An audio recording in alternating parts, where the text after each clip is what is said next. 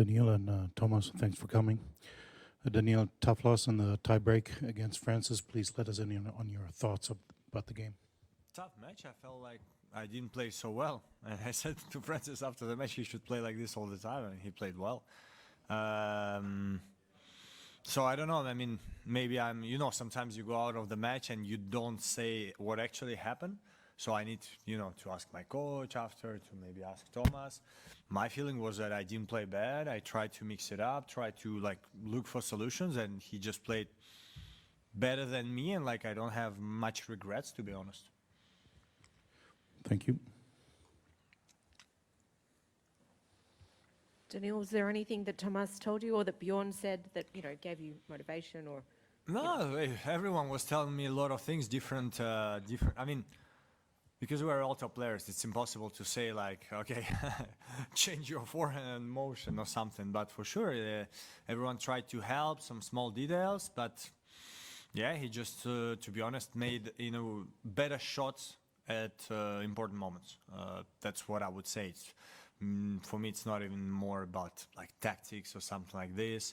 We both played pretty well, and he just played for sure the tiebreaker better, because finally it's one set I played a bit better, second set he played a bit better, and we're in the tiebreak where few points count, and he made these points much better. You mentioned there about your coaches, and we've seen quite a lot of changes of coaches on the women's side in particular. I just wondered with you, the sort of things you look for in a coach, and kind of what the most important things are for you in that relationship.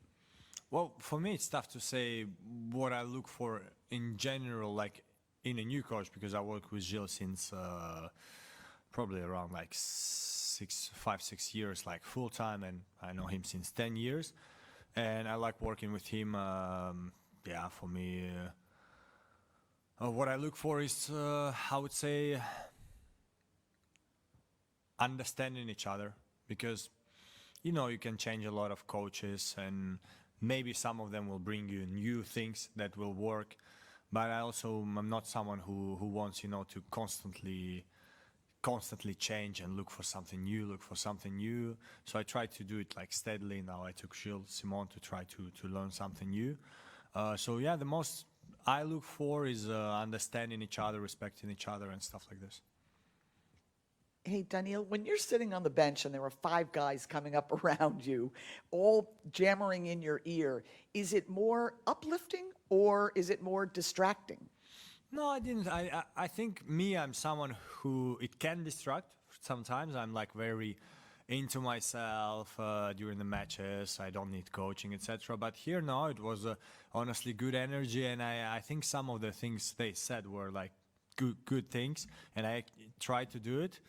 And it just didn't work out, but actually, if I have one more chance, I will be looking forward for more advices if I need to. It was actually, they were when I was winning, they were not going too much. As soon as I started to get tough, they were going a bit more. So it was, felt like good coaching. What was the best piece of advice? Best one? Oof, what was it? I would say,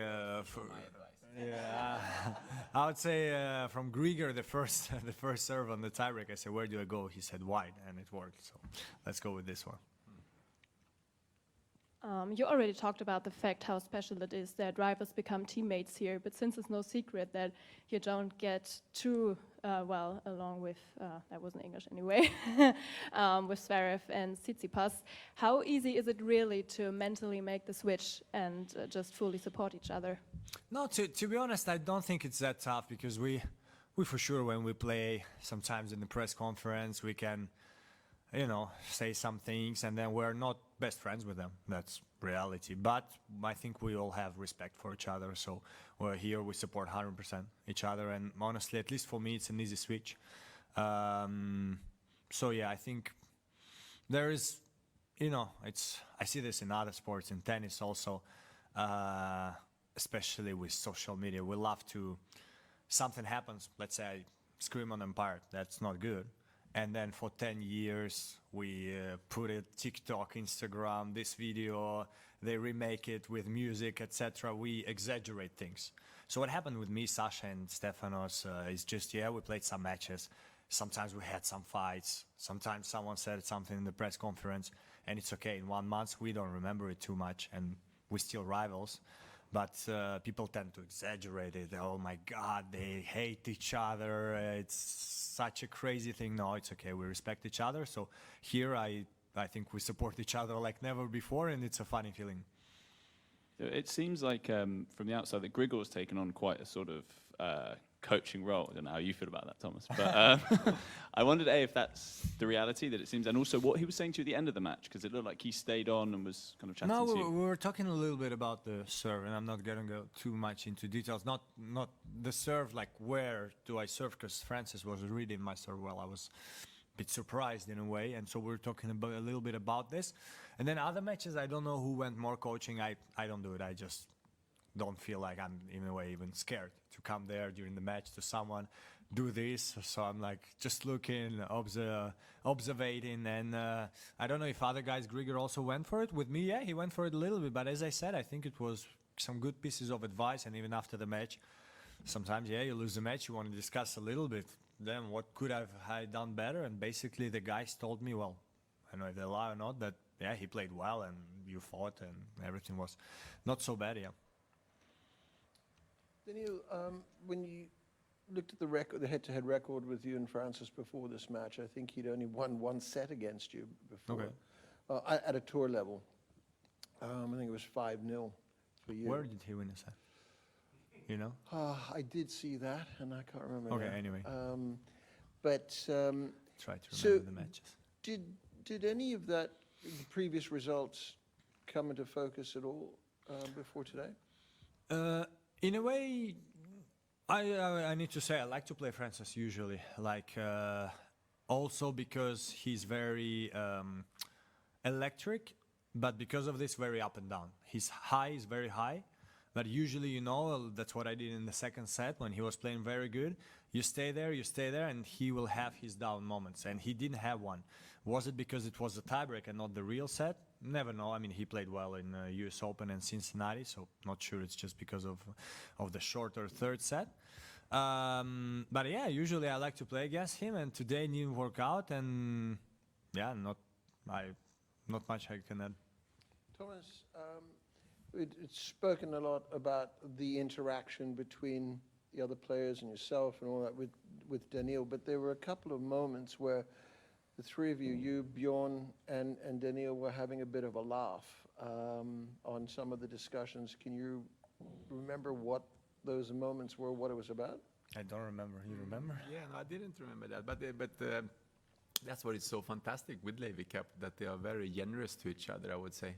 I mean, we have 8 players on our team who is very, very good tennis players, and they know so much about the game, they know so much about each other and the opponents, and it's been throughout the Laver Cup, all the Laver Cups I've been part of, I've been very happy to see how generous they are to each other with advice and how they come together and give each other, the push and everything. But most of the things that we say on the bench is literally just to give energy.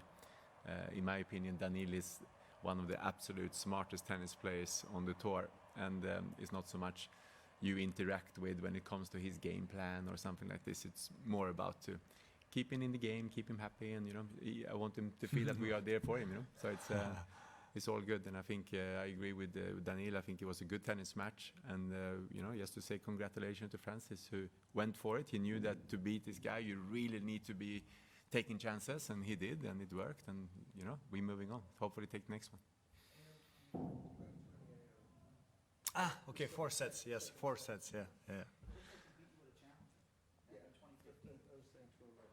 No, I remember I lost to him in qualies over one ATP in Nice. Right, yeah.